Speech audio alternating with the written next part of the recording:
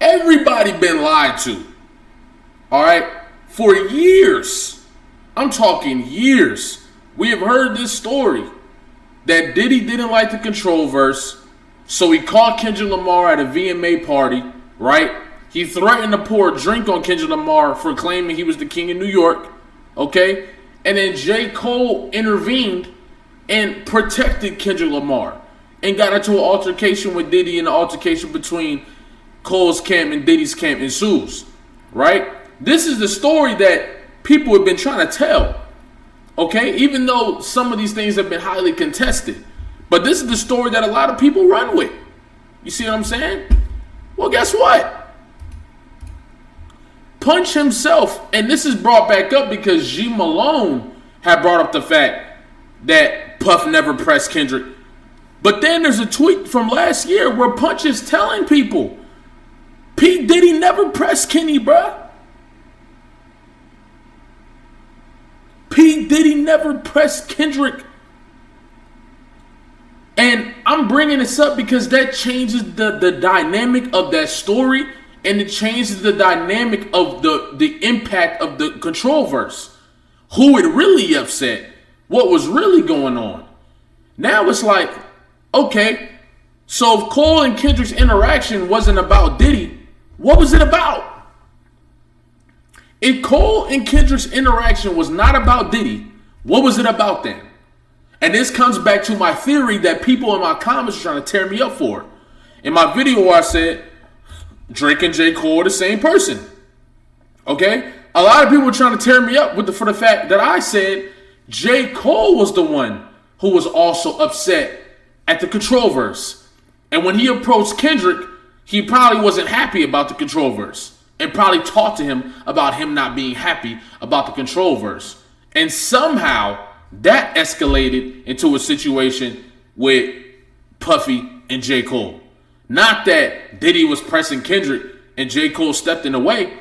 Now what we're going to do real quick is I'm going to go back and click on this video, and we're going to watch a little bit of this video, okay? Because with hindsight and with new evidence, this makes a whole lot more sense. Let's check it out. So J. Cole see Kendrick, and that escalates into an altercation with Diddy. How? Come on, y'all.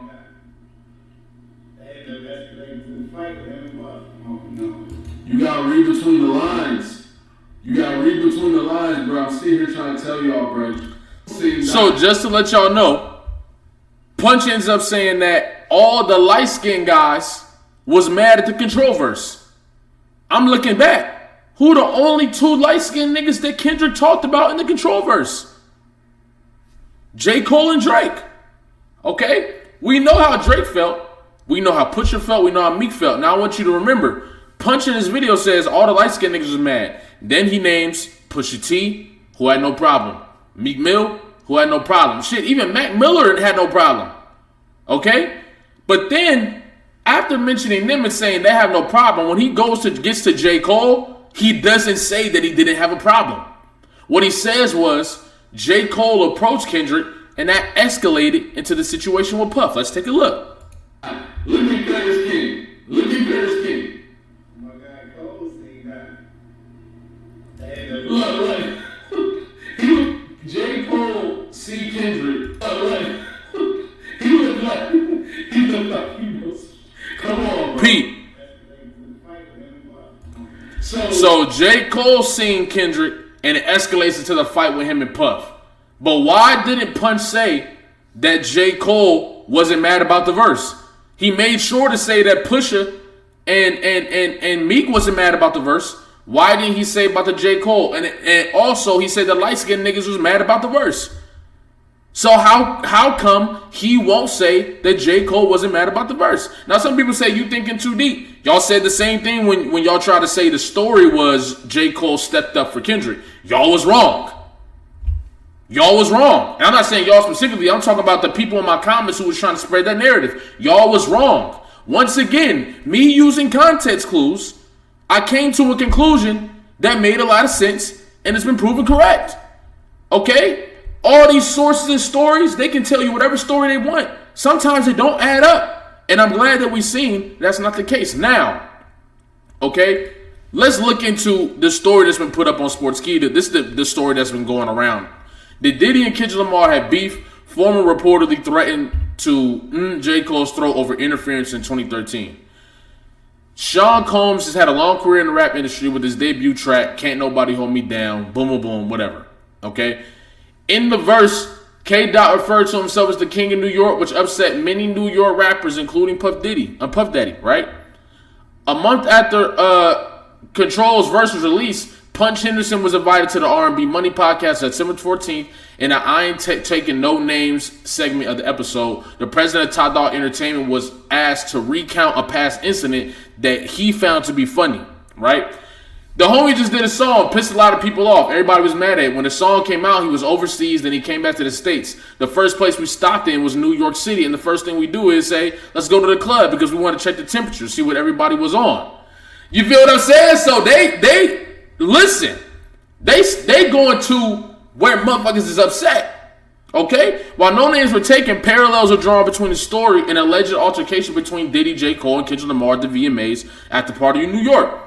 Punch continued to narrate the story in which it appeared that the Victory rapper confronted Lamar about his recently released track and expressed his disappointment.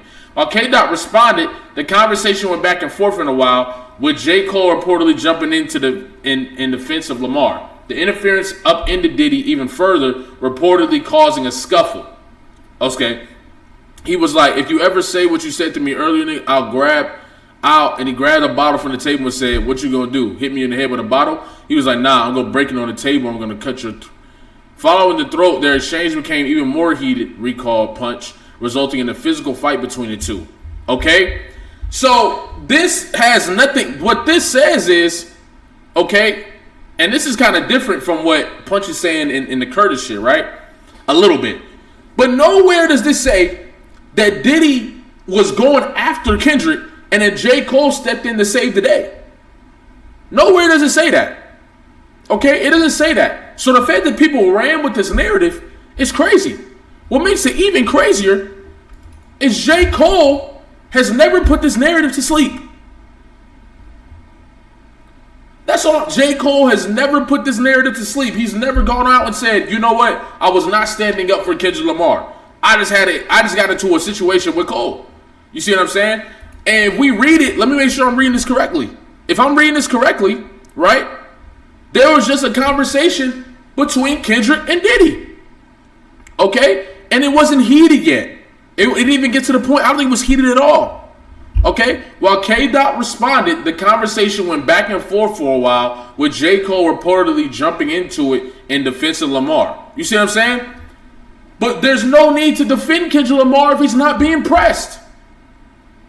Okay? Unless J. Cole stepped up and is like, hey, it's not that big of a deal, boom, boom, you overreacting. That's possible. But this don't sound like the story that's being said by Punch right here. Okay? He says that J. Cole approached Kendrick and that escalated into the situation with Cole and Diddy. While also saying that J. Cole was one of that only the light-skinned niggas was mad. Right? Now, he could have been talking specifically about the people who was rapping. I'm 100% okay with that. And Diddy, I'm not surprised if Diddy was mad about that. However, if Diddy was upset about that, that does not mean that he pressed Kendrick. The breaking the bottle and threatening to cut somebody was him talking to J. Cole. So where is Diddy pressing Kendrick? Where? Because they had a formal conversation back and forth about the situation. The situation was really between J. Cole and Diddy. Okay? And from that perspective, it also makes you wonder. If Punch is saying that J. Cole approached Kendrick, right? J. Cole approaches Kendrick, and then nothing goes on. I mean, and then it escalates into a situation with Diddy and Diddy and Cole. Then that would mean that J. Cole approached Kendrick first. Diddy came later. Okay, that's what it says. Or maybe Diddy was talking to dude. But the one that really escalated the situation was J. Cole. And then the person who was under attack was J. Cole. You see what I'm saying?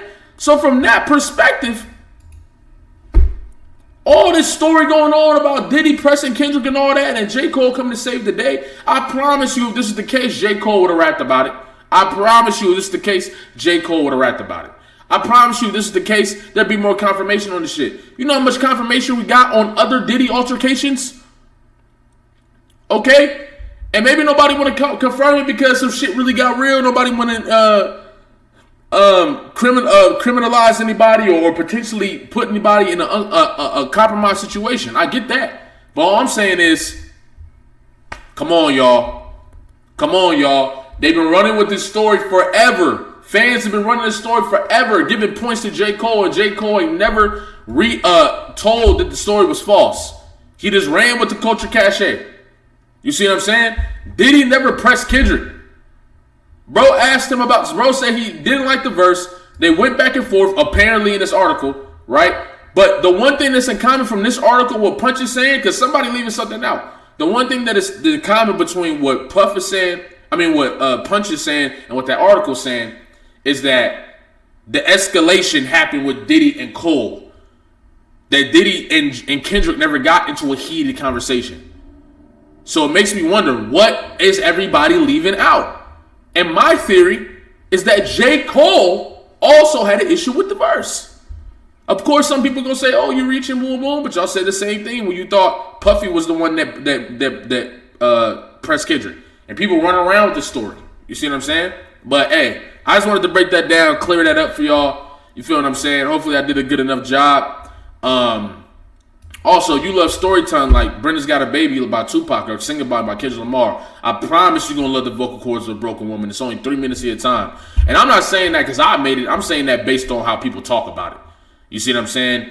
This is fire. Bring back that storytelling rap. Black excellence on display.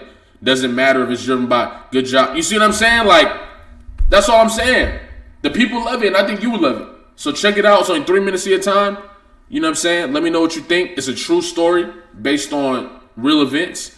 And I appreciate y'all for tapping in with me. I appreciate y'all for coming to my channel. We finna get real, shit about to get different on the channel too, so stay tuned, okay? I also got a great idea with the homies I was streaming with. It seemed like y'all love the stream. We got an amazing idea for one of our next streams, or our next stream coming up. Y'all gonna love it, okay? So stay tuned.